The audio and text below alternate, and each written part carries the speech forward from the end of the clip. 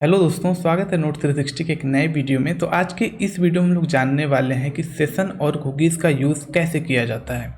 Basically अगर आपको इन topics को डिटेल में अगर कवर करना है तो लिंक डिस्क्रिप्शन में दी हुई वीडियोस की दोनों पे डेडिकेटेड वीडियो ऑलरेडी बना रखा है।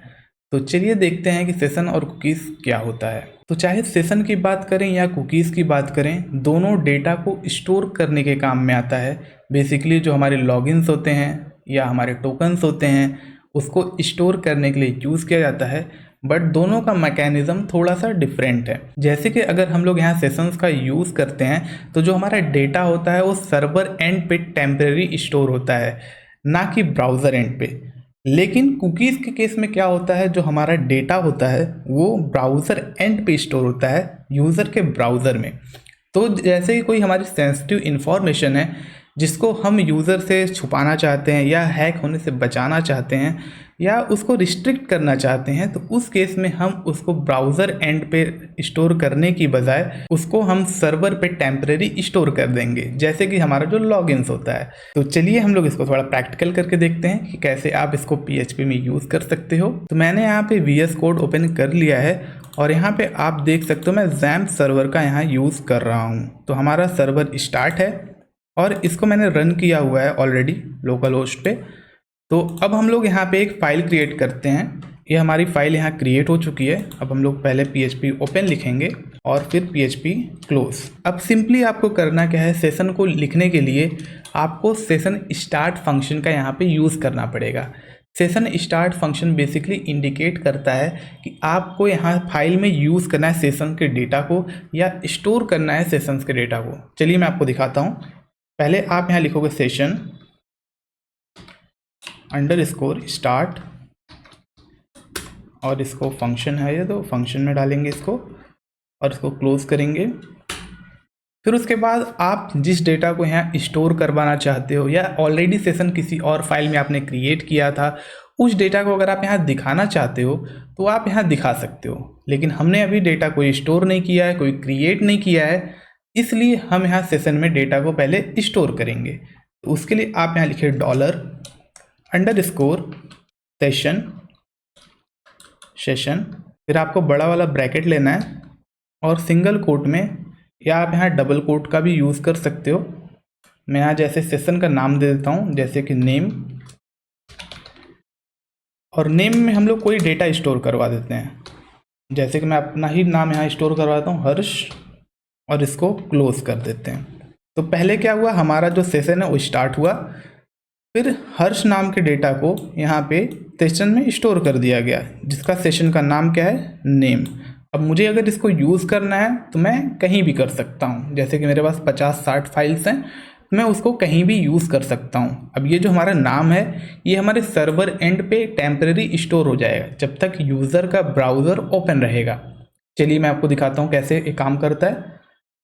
इसको मैं सेव किया और यहाँ पे एक मैसेज डाल देते हैं ताकि अपने को पता चल जाए कि हाँ ये रन कर चुका है, सेशन स्टार्ट। ओके, और इसको क्लोज कर देते हैं। अब चलिए इसको रन करके देखते हैं।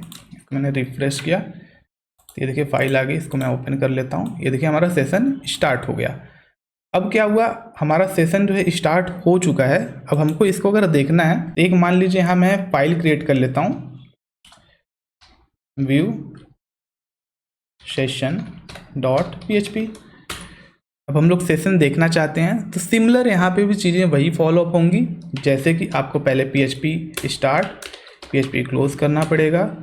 फिर उसके बाद आपको सेशन स्टार्ट फंक्शन का यहाँ यूज़ करना होगा, सेशन अंडरस्कोर स्टार्ट फंक्शन। अब उसके बाद आप सेशन के डेटा को ईजिली एक्सेस कर सकते हो। चलिए मैं आपको एक्सेस करके दिखाता हूँ। मैं यहाँ एक और डायरेक्ट लिख देता हूँ, नहीं तो आप चाहे तो इसको पहले किसी वेरिएबल में भी स्टोर करवा सकते हो। जैसे मैं नेम नाम के वेरिएबल में सेशन को डेटा को स्टोर करवाता हूँ, अंडरस्कोर सेशन,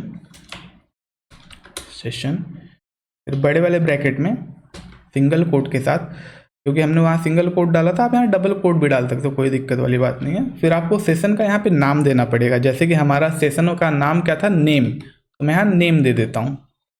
फिर आपको इसको क्लोज करना है। फिर आप इस वेरिएबल में जो डेटा सेशन से आया है उसको कहीं पे भी यूज़ कर सकते हो। जैसे कि मैं आपको यहाँ पे प्रिंट करके दिखा देता हूँ, $name, ये देखिए मैंने यहाँ प्रिंट कर दिया। अब चलिए इसको रन करके देखते हैं। इसको रिफ्रेश करता हूँ, ये देखिए आ गया फाइल, ये देखिए हमारा नाम आ गया हर्ष। तो जब भी आप इस डेटा को चेंज करना चाहोगे, जैसे कि मैं सेशन में जाकर डेटा पहले चेंज करता हूँ, हर्ष 2 कर देता हूँ, ओके।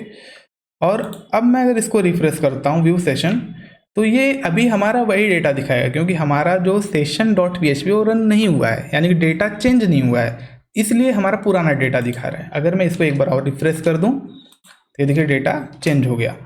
अब जैसे कि मैं यहाँ पे इस ब्राउज़र को क्लोज़ कर देता हूँ, मैंने क्लोज़ कर दिया और यहाँ दोबारा ओपन करता हूँ, ओके।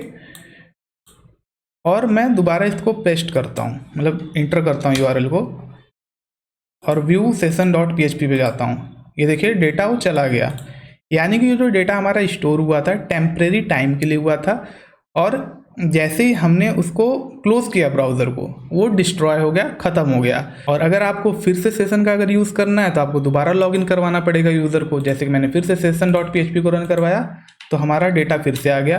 तो कुछ इस प्रकार ये चीज़ें वर्क करती हैं। अब इसके बाद आप सेशन को चाहे तो डिस्ट्रॉय कर सकते हो, उसके लिए सेशन डिस्ट्रॉय फंक्शन का यूज़ किया जाता है। मैं आपको फंक्शन दिखा देता हूँ।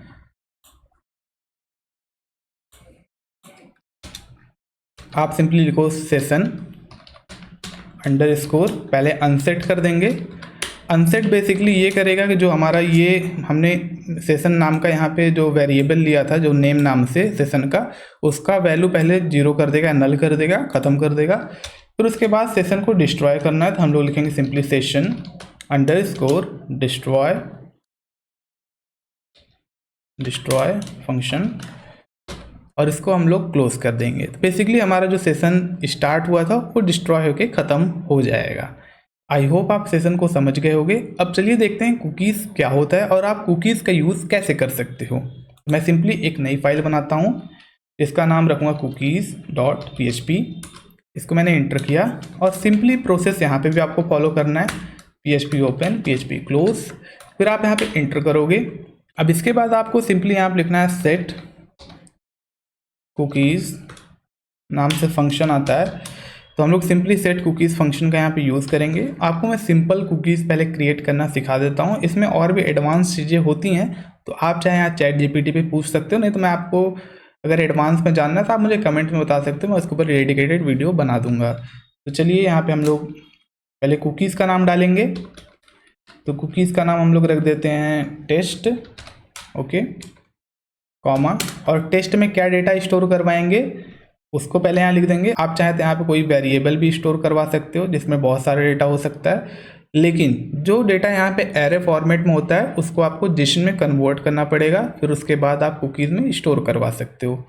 तो चलिए यहाँ पे हम लोग डाल देते हैं this is a test cookies data, और सिंपली इसमें आपको टाइम सेट करना होता है। उसके लिए हम लोग सिंपली टाइम फंक्शन का यूज़ करेंगे।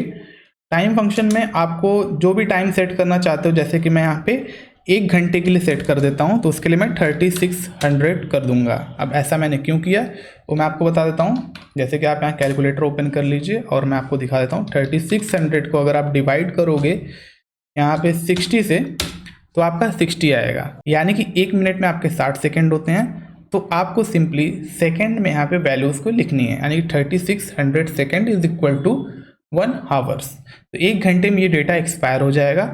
तो मैं यहाँ पे आपको सिंपली दिखाना चाहता हूँ, तो इसलिए मैं यहाँ पे 10 सेकेंड करने वाला हूँ। तो इसको मैं हटा देता हूँ, 10 सेकेंड कर देते हैं पहले, और यहाँ पे मैं सिंपली एको करके भी प्रिंट कर सकता हूँ। तो मैं सिंपली लिख देता हूँ एको, यानी तो कहीं और स्टोर करवाना चाहूँ तो इसको स्टोर करवा सकता हूँ, डिफरेंट फाइल्स में भी इसको यूज़ कर सकता हूँ, इनफैक्ट डिफरेंट सब डोमेन्स में भी यूज़ कर सकता हूँ। आपको यहाँ पे उसको सेट करना पड़ता है कि क्रॉस डोमेन के लिए वैलिड है कि नहीं कुकीज़। मैं सिंपली यहाँ पे $_कुकीज़, फिर बड़ा वाला ब्रैकेट, फिर अंदर सिंगल कोट में आप यहाँ पे कुकीज़ का नाम दोगे, और मैं सिंपली टेस्ट लिख देता हूँ और इसको क्लोज कर देता हूँ। अब इतना करने के बाद आपको सिंपली अपने ब्राउज़र में जाना है और इसको मैं रिफ्रेश करता हूँ। ये देखिए cookies.php के नाम से आ गया, ये देखिए।